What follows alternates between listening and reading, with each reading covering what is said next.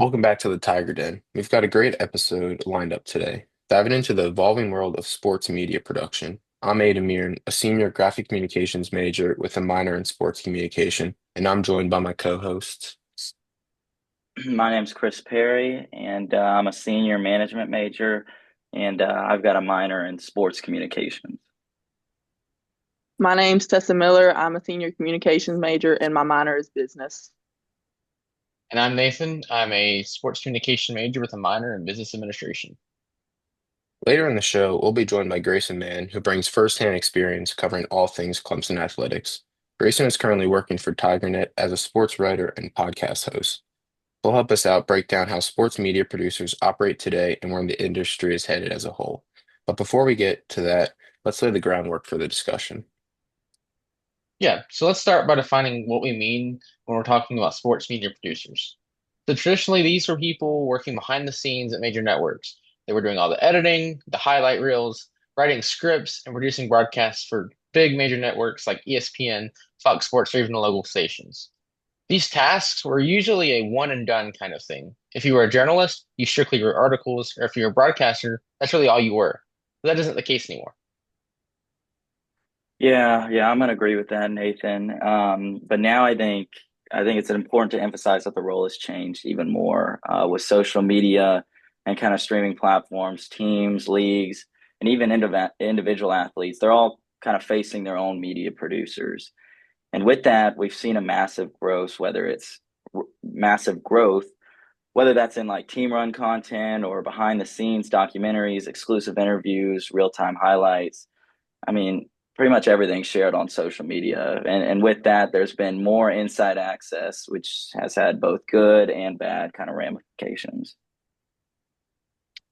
Yeah, and to add to that, Chris, we're seeing that increase in demand for content and it's kind of exploded because it's just not about game coverage anymore. Like the fans are wanting mic'd up moments, practice clips, locker room celebrations, and personal vlogs from their favorite athletes, which is kind of causing this change. So there's no more like waiting for SportsCenter to recap the game when you can just go watch everything on Twitter or Instagram in real time anymore. Yeah, I mean, exactly. I feel like as a whole, like teams and leagues are having to evolve in order to meet this demand, but like traditional broadcasters are still struggling to keep up. Like the game itself isn't just on the field anymore when you think about it. It's within the actual content that's posted and created, which raises a big question, like where do sports media producers like fit in? Like are they still the storytellers or do they now have to shift to more like marketing and social media roles? So let's break that down a little bit. Let's move on to talking about kind of social media's influence on sports media production. Um, let's talk about how that platform has changed everything, and that platform being social media. I mean, we've gone from watching full post game shows just on ESPN to consuming bite-sized clips on or like reels on TikTok and X. So my question is kind of how has that shift impacted the way sports content is produced? Yeah, well, I write for the Tiger. I can kind of speak onto this just a little bit. Covering games, whether it be basketball or football, we still have our post-game, news articles we'll put out. But a lot of times we're still in the press box. We're running the Twitter account, Instagram account, what be it, to give those real-time updates because fans want it in the moment. Because some people aren't able to watch on TV, so they're gonna have their Twitter up, their Instagram up, saying, okay, what's happening in the game right now? Because when you're on the road, you just can't watch it. So, for starters, social media like that, it rewards speed and engagement over the traditional storytelling like you'd have with SportsCenter or ESPN. Now, if a major play happens, it's on Twitter within seconds. Sometimes for the broadcast can even show replay of it. Yeah, I mean, exactly. Like, I feel like that's why social media teams within certain organizations are having to like add more people because of how essential their role is. I mean, take Clemson football, for example. Their digital media team isn't just posting score updates, they're crafting high quality content, game day hype videos, and instant highlights that keep fans engaged in real time. I mean, in many ways, they're shaping the way that people experience the game, even if you're not at the game, sometimes even more than traditional broadcasters were ever able to. Yeah, I agree with you, Aiden. And to add to that, like it's not just teams, leagues and networks everywhere have also adapted to this change. Like The NBA, for example, embraces social media by allowing fans and creators to share highlights more freely than ever before, knowing that that's what builds that fan engagement that they're looking for. But then you do have leagues like the NFL that are more strict with those content rights. So there's still kind of like that push pull between new and old media approaches. But I believe you're seeing a lot of these networks and these leagues gradually giving in and really highlighting their social media promotion efforts just to kind of give in to the times. Yeah, I mean, I agree with those points too. And another major shift within the sports media is that the athletes aren't just the story anymore. They're actually the ones telling the story for the fans and content. I mean, they have their own platforms, so they can control the narrative, share behind the scenes moments, and connect with fans on a more personal level. I mean, some of the most engaging sports content you see out there isn't coming from the networks like ESPN or Fox.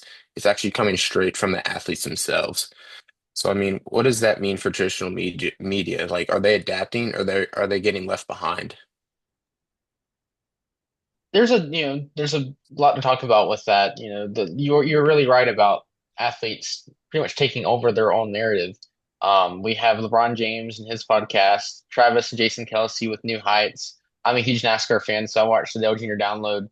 And the narratives you see there are athlete driven. You no longer have a journalist breaking down a game and telling you about the game. It's the athlete telling you about the game. And those are two totally vastly different perspectives that you're getting, and the narrative is going to be really completely different. And so controlling their own narratives instead of relying on that traditional journalist or broadcaster to tell those stories, I think really helps the fan engagement.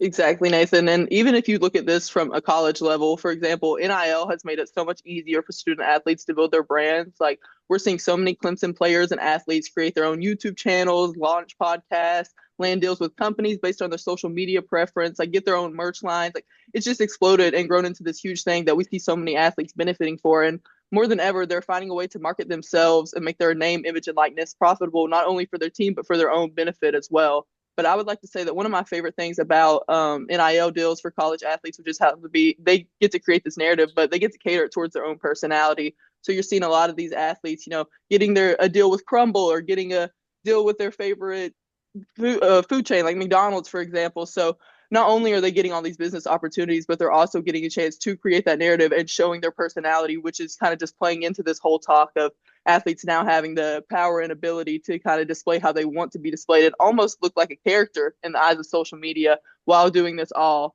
to promote themselves and their brand and their team. So I think that it's an amazing opportunity as well. Yeah, I like those examples you brought up, Tessa, and I think it just displays that an example. I mean, those are examples of more challenges that our sports media producers face in today's society. I mean, that who are already constantly having to shift and adjust their stances. Now they're focused on balancing both athlete-driven content with traditional journalism. I mean, the power dynamic it's shifted completely, and we'll get into what that means a little bit later in the show. Yeah, Before and I we feel move on, oh, sorry there. I did want to catch up on something Tess was touching on with NIL actually. You being a basketball player for the women's team, you've seen how NIL firsthand has affected that athlete experience so well with the media, coverage of that. So can you give any examples about how you've seen that change in the recent years?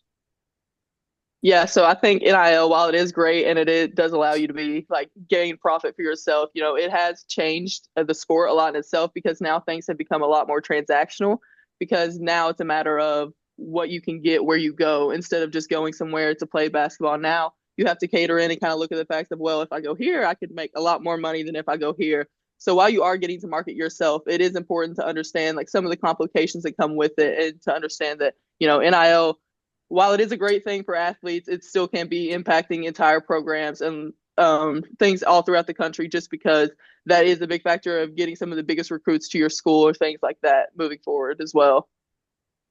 Yeah, I mean, and even like based off of that, I mean, you can see like when people hit the transfer portal, like all the talks of them just being like, oh, like they hit the portal because of the money opportunities at other schools. So it honestly comes down to like, are kids choosing the money or are they choosing the school? Which is like why people on the other side say like NIL is like hurting the sport as a whole. But I mean, with that, like going back to the power dynamic shift and all that, like We have a guest, Grayson Mann, who will be joining us in the second half of the episode. And I mean, Grayson has covered like Clemson athletics, so he has this firsthand experience of navigating the world of modern sports media, which we're attempting to talk about here. Yeah, I gotta agree with you there, and I think him being included in our segment is really going to be great. His perspective is going to be great.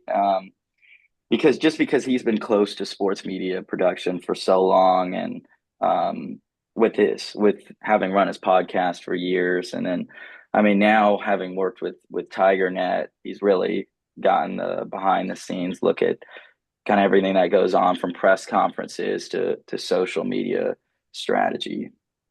Yeah, and I mean, even just like going back to the podcast, I mean, you're going to see later in the show that he talks about how like when he first started, like it was almost this thing that like he didn't think was going to be able to work, but he was able to stick around. So I think you guys as a whole, like you guys should stick around for that because like when we bring Grayson in, like he's really going to let you guys know. But I feel like we should just wrap up this first segment by looking at some of the challenges that media producers are facing today. Yeah, so I can start us off with that. And we kind of talked about how sports media production has evolved, but not without its challenges, as we kind of teased with a few of them. But I think that one of the biggest issues is misinformation and clickbait journalism. So, because of the recent demand for content and like the rush to get it out, so many times we're seeing the accuracy is now taking a backseat to integrity and journalistic integrity, and we're kind of getting false information out to the public. Yeah, and as I mentioned towards the beginning of the episode, writing for the Tiger, I see how this affects journalists firsthand. We've seen fake trade rumors come about. We've seen AI generated interviews and articles make their way into social media, and sometimes even respected journalists can get caught up in this. So one even respected outlets. Look at Sports Illustrated. About a year ago, I think it was, they got caught using AI generated articles with fake reporters reporting on those, and it blew up. I mean, they wound up kind of like completely slashing their sports journalist department by like 70, 80%, I think. So I mean, not only did this hurt the company, it hurt real people. And so I think with the rise of AI, it's going to be something to look at in the future, especially for myself who wants to produce something like this. It's kind of scary, but it's something that sports journalists are going to have to adapt to. I personally feel like there's always going to be that human aspect in journalism where an AI generator cannot really formulate that in the same and create that same connection with the general public that sort of just draws them to reading those sort of articles. Exactly. I mean, and even when you think about it, like it's not just about like misinformation. I feel like there's also the challenge of like social media burnout. Because like when you look at it, like you can scroll on social media endlessly. So like it never stops. So the demand for that content is increased. I mean, teams aren't just posting like final score updates anymore and then logging off. They're expected to push out like behind the scenes footage, highlight reels, mic'd up moments, and player driven content around the clock.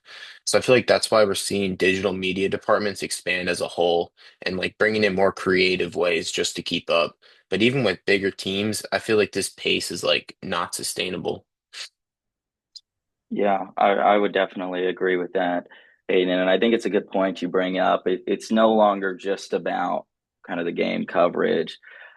Sports media producers, they're expected to handle a bunch of different tasks and have a lot in mind, whether that might be brand management or say maybe crisis communication or fan engagement strategies. I mean, they got to think about all this. You constantly have to think about what is being put out, and then I mean, you got to think about the companies who might have a stake in your own production company, kind of what your viewers would like to see as well. It's definitely a tough job. Yeah, I mean, totally. It's definitely a tough job and it's even tougher to get into it. But I mean, based on the points we like talked about, I think this brings us to a great stopping point. We've covered how sports media producers have evolved, the overall impact of social media, and the new role of athletes to have in content creation. But now let's get some real world insight. Yeah, so up next, we'll be talking with Grayson Mann about what it's like to cover Clemson athletics and sports in general in today's fast-paced media landscape that's always ever changing. Yeah, so just stick around and we'll be right back after the short break.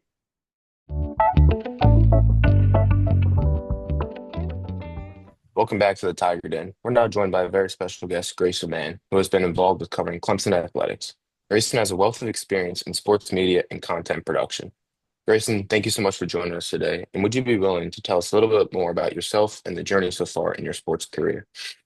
Yeah, thank you guys for having me. Shout out to Nathaniel for getting this set up over LinkedIn. That was pretty crafty of him. But yeah, my name's Grayson Mann. I'm a sports writer and podcaster over at TigerNet, covering all things Clemson recruiting, Clemson athletics, and then we host a podcast called The Orange Crush on the side, and just doing weekly aftermath previews, bringing on the best guests in college sports. And so for the last 6-ish months, I've been working under TigerNet full time, and it's just been an absolute dream. Well, it's amazing to hear about your journey. And now that we have a better sense of your background, let's get into the heart of our discussion. So, sports media has changed so much over the years, and we're all really interested to hear your take on how the role of sports media producers has shifted. So, first off, what do you think has been the biggest change in how sports media is produced in the digital age, especially when it comes to reaching the younger audiences? Think social media is a big part of that. And especially it's been a big focus since I've been hired at TigerNet has been how can we increase the younger side of our audience? Usually we have a little bit of a running joke that a lot of our audience is a lot of crotchety old men who like to yell at Clemson sports. So the change in dynamic has been how do we get our TikTok audience going? How do we get the audience on Instagram going? How do we try to really mesh that younger generation into what our typical audience is? And social media has been a big part of that. I mean, people get jobs now posting on TikTok, posting on Instagram, and just the amount of I guess wealth of experience on that front is pretty fascinating. And especially with sports, you can have a sports podcast and then you can have I've seen people run TikTok pages that are now working for NBC or working for Pro Football Focus. So it's really fascinating. I think the best example right now that comes to my mind is someone named Theo Ash, who did like film reviews on TikTok. And now he's got a job working for one of the top sports writers in America. So it's pretty fascinating how that's continued to change and how it sort of has impacted my job. And it's made my job a lot more fun to be able to dive into that and try to manage what works and what doesn't.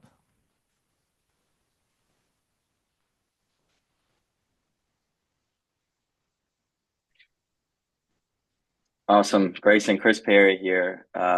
With the growth of social media and kind of the addition of new digital platforms over the years, do you ever find it difficult to come up with original content? And do you feel as if content has kind of taken on a standardized form that's replicated by too many? It's a great question, Chris. As content is really, I think, what's great about our job is that the content comes sort of through the form of games. So we're all sort of trying to chase that new thing.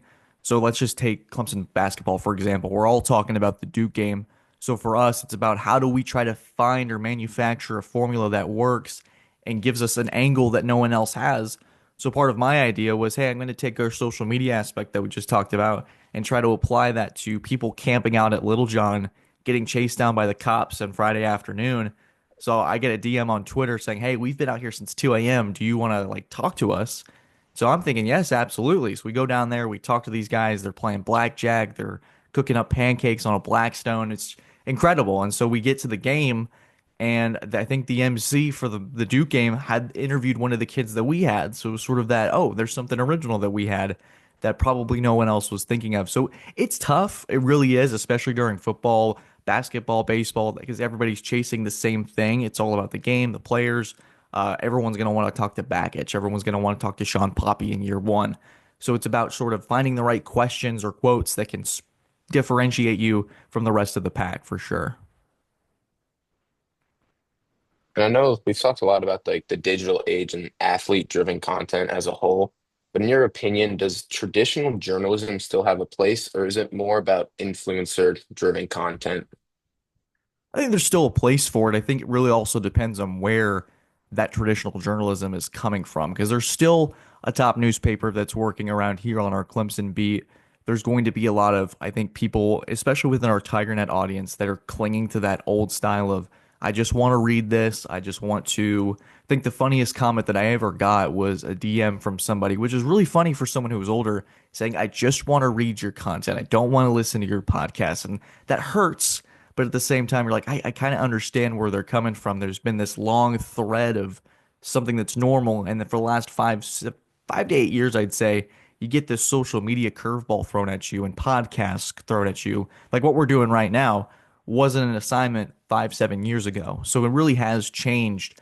But I think there's still a strive for traditional journalism. There's still a claim, there's a want for people breaking stories, people sort of being the first ones, and especially the local media, to have the first say. I think a lot of people, there's a pushback on national, just the insider reporting per se, where you have this Wes Goodwin story, for example, being broken before the AD or Vinny really gets to have a chance to spring onto it and have the local media get a crack at it. You have Pete Thamel, who does a great job at ESPN, breaking all that down. So I think it's a clash for sure, but I think in this unique world where the internet's not really a space that you need a password to get into, it's sort of the mix of traditional and the stuff that we're doing right now. Hi, Grayson. Tessa Miller here. So we've talked a lot about how digital platforms have changed how sports media is produced, but we also kind of want to touch on how it's affecting its consumers as well. So as fans want more interactive and personalized sports content, how have your ways of reporting changed to kind of connect with them outside of traditional media? And how do you think this will affect the role of sports reporters going forward? It's a great question, Tess. I think the thing that's impacted me the most is sort of the brain that has just developed in my mind, but it's the TikTok brain where I feel like I need something every 3 seconds to satisfy just if I'm not entertained by this, I'm gonna scroll. I'm gonna find something new. And so in my mind, when I'm putting something out maybe on Twitter or a podcast title, I said I need really something to click because I know the audience that I'm trying to get isn't going to want to pay attention to it unless it really hooks them and really entices them to stay. That's the biggest challenge I feel for a lot of people is how do we get this generation that's so I think maybe it's just all over the place. I think there's so much content and there's so little time, it feels like sometimes. So in my mind, I'm like, how do I hook these guys? How do I get them to stay? That's been the biggest challenge, I think, for this new era, and especially for traditional journalism, like we've touched on, is you don't really have that sense or understanding unless you're really living through it. I mean, it's on my phone every single day. And so you get lost in the TikTok hive mind, and then it becomes, oh gosh, I need to hook these guys in 5 seconds, or this content is toast that you work so hard on. So it's become a challenge for sure. But I think it's also exciting to try to balance that out because you will have your different side that appreciates the long form. But there's also the short form stuff that does really well. We had a Duke rushing the court video that had about 40,000 views on TikTok this weekend, which 8 seconds, that's perfect for these guys. They can look at it, they can internalize it, they can comment, and then they can leave. And it's that perfect about minute of time that they get to dedicate to that post, and it leaves them coming back for more stuff like that. But there's also the minute long interviews with you talk to Ian Shefflin after the Duke game, you talk to Sean Poppy after a comeback win over Miami. So there's a lot of different ways to attract people, but it's that hook that's really, really challenging. Our topic for this week that we discussed, the varying roles that sports media producers have to fit into in a new digital age. So, what are some different roles that you have to fit into on a daily basis, and how do you balance each of them to ensure that each task is up to standard and done proficiently? Yeah, it's a job of many roles here at TigerNet, and one of the things first and foremost is writing something for TigerNet every single day, whether that's recruiting coverage, whether that's going to the games. Like tonight, I'll be going to UNC, and Little John will be 3 straight days in that building, which is really great. Some days it's focusing on our social media platforms and how do we sort of enhance that. A lot of my responsibility has been to transform our TikTok page into just dusting off the cobwebs to making it a consistent presence. And then the podcast has been another big thing that they hired me for, where we're trying to produce a video every week. And during football season, that's incredibly easy because you have most of your audience coming from there. You have guests that want to talk about LSU. They want to talk about why Louisville ran for 200 yards against Clemson. And so for basketball, baseball, it gets a little tougher, but you still find ways to get content. We had 3 guests last week just to talk about Clemson football. We had some Clemson basketball talk, so it sort of just depends on who's available at that point. But yeah, various different roles. And I think it isn't really, I don't consider myself to have like one title. And that's what's really unique about this era of sports content is people can wear many hats and it can be considered one job. So you could do 3 or 4 different things in a day and it sort of encapsulates all you do. It's you just work for that website, you work for that outlet, but you're doing so many different things for said outlet. And so it's really fascinating to be able to cut all that together and sort of take what I've been doing, at least at Clemson when I was a student there, is I was doing a podcast, I was interning writing for Tiger Illustrated. I was running my own social media pages to try to promote the podcast, and then it all comes together on an audience site that's much bigger than what I ever really imagined with TigerNet. So it's been fun, but I think the reps and the practice made it so much easier that I wasn't so overwhelmed when I signed the contract in June. And I know you mentioned the podcast. You mentioned to us before that it's not just a journalistic side that you cover. You also have to sell your own sponsorships for your podcast. So was that something you ever anticipated having to do? And like, what was the learning curve associated with that? Yeah, it was really fascinating. The first time I ever got a check for the podcast, I think I was on like a treadmill or something. I had to stop because I was so floored that any sum of money was coming my way to talk about sports over a microphone, especially me, going back to the days of podcasting in my parents' attic, where maybe my mom was the only one that was listening onto the show. And so it's been really fun to be able to sell yourself and to sort of have a body of work of confidence. Say, hey, we started here and now we're here. Do you want to come aboard and be a part of this? And so I've sort of pitched it as a growing program where it says, hey, this is what we've been doing for 6 months. Imagine what we can get done in 2 years. And you can be a part of the early stages of this and give yourself some credibility. So it's really about just the confidence that is really easy to carry when you have so much practice. And I think that's a great teacher for anybody is that these reps really do something to you. You really get to feel for the game. And so the sponsorship part has been really fun in that aspect of getting to meet new people, just really grow with the community as well, which has been really important and just trying to get as many faces and names in my mind. So down the road, there's going to be more connections. There's going to be more people that are available. And the more relationships that I can build, the better for the show and just better for, I think, everybody involved.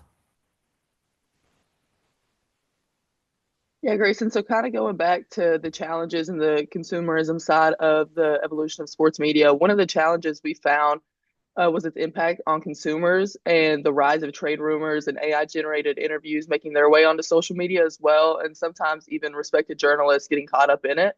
So, with the increasing influence of digital and social media platforms in sports coverage, how do you navigate the pressure to provide instant updates while ensuring the accuracy and depth of your reporting at the same time?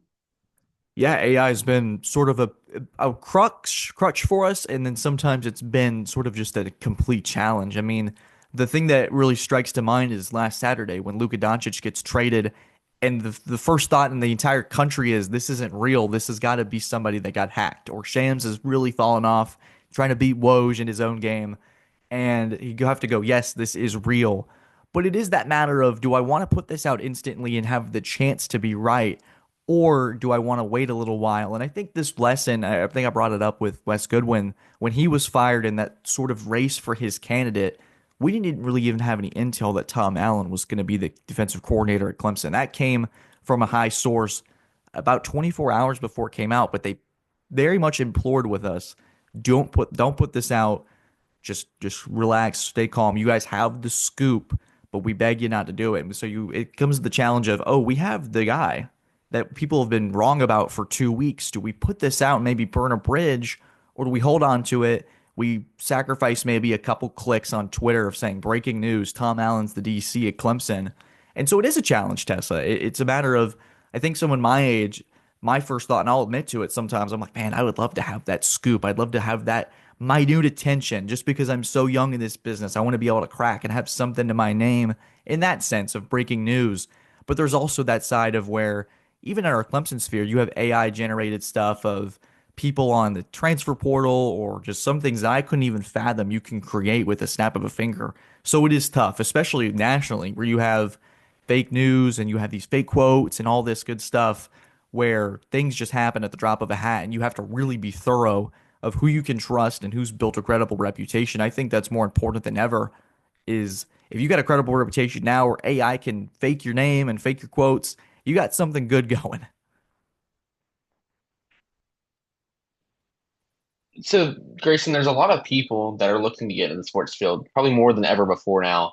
And they may not entirely understand what all the sports field actually entails. So, what is some advice that you'd have for sports media hopefuls, given how much it has changed recently and the competitiveness within the field? Oh man, I mean it's growing and it's ever competitive, and so there's so many different people want to get into it. And why not? Why wouldn't they? It's such a fantastic job. It's one of the best things apart that are about my life is just working in sports. I'm looking right now. I'm sitting in an office that's surrounded by sports memorabilia, and I get to call that an office. You get the Malcolm Butler picture if I'm get pointing to it right on my thing. And that's just, hey, that's part of the sports thing is just all about that. But the best advice that I ever got was from my mentor who worked at CBS. He gave, and at the time, I really didn't love the advice because it sounded so vanilla. But he said, Grayson, if you're the nicest guy in the room and you're the hardest working, 99% of the time things are going to go your way. Just because if you're a guy who wants to stay overnight and work a board op shift for a radio show, you have to get up at 3 a.m. when nobody wants to and get that done for somebody that maybe is having a tough time at home, needs those couple hours of sleep, or just being the hardest worker in the room. That also can correlate with getting up at 3 a.m. for that kind of thing, but you want somebody in the room that's going to bat for you. And having that kind of connections, and it's such a business where networking is so important. If someone remembers you as the maybe not the best voice or didn't have all the sports knowledge, but this person's really nice, they work really hard, they really bust their tail doing this, I'd want him on my staff. Maybe we start him out as an intern and see where it goes. The willingness to sort of take on those challenges are so important. And then for me, it's never be afraid of the word no. In the 4.5 years that got to me to a full-time job, I've been told no more times than you can count. But it's the willingness to keep pushing forward and to keep going. Because sometimes a door is going to shut in your face and it's going to be really painful. But that means 10 other doors are open. It's just the willingness to seek that out and to push on further. And that determination, self-confidence in yourself that, hey, that person said no. They made the biggest mistake of their life, turning me down and not having me a part of their group. Let me go chase after somebody else who's going to make the best decision they've ever made, hiring me as an intern, making sure I am the host of their show, ensuring that they get that 15-minute segment, not being afraid of the word no and just using that as a just bounce off at you. I think that sort of confidence in yourself is so important when there's going to be a lot of obstacles your way. And I couldn't emphasize that more to your audience is that there's going to be challenges, but at the end of the day, you're going to be stronger than whatever obstacle comes your way. Awesome. Staying in the line of that kind of notion of working in social media, Grayson, do you think that all the changes so far we've discussed to social media that have kind of occurred over the years um, with production or what be it, has that made the job of reporting harder or easier? Do you ever find it difficult to generate content relative to certain viewers? And I might also add, do you try more so to make content like relative to certain viewers or just the general public to maybe find something that could go more viral or something? I think for me, it went just starting with the latter part of your question with the audience, is that it's gotten easier. It's easy to just have that Clemson audience where I know exactly what I need to post. I know exactly what I need to talk about. What's relevant to my audience today? And today it's going to be about North Carolina. I'm hopping on a call with Brad Brownell here in about 25 minutes where we're going to have a couple questions fielded about tonight, about the Duke game. And then I'm going to go right. I'm going to go pour all my energy into that this morning and really make sure that the top story of today is going to be focused on Clemson basketball. And that's not going to involve me talking about this or trailing off for that. It's going to be really focused on that. And that makes the job easier in terms of social media and direction of I know exactly where I need to go with this. But to answer your question, it's harder in some senses where you feel like sometimes you missed out on an opportunity to have a social media post that really would pop for your audience. But there's also the matter of I need to cover this game and really live in the moment. And that's been one of my biggest challenges because I'm glued to this thing all the time. And so at a Clemson game where you have Nolan Hoosier getting ready to line up for a game-winning field goal, and I have my phone ready to record the potential playoff clinching kick, it's tough. Of I want to be able to live in the moment, and experience this, but now I also have something to post and something to live through, and that's sort of the best part of the gig is that we're so consumed through the phone, through technology that I have all these as memories now, which is great. But it's hard sometimes to be so micro focused on one thing and then you miss out on something else. But I think that just comes with the territory. And whatever you pour your heart and soul into, sometimes something's going to be left in the corner. And before we let you go, Grayson, do you have any final thoughts or advice for those looking to get into the sports world as it's like a very competitive field? Yeah, I'm gonna tell your audience what my dad told me when he gave me my first microphone and sent me away to the cold attic during COVID.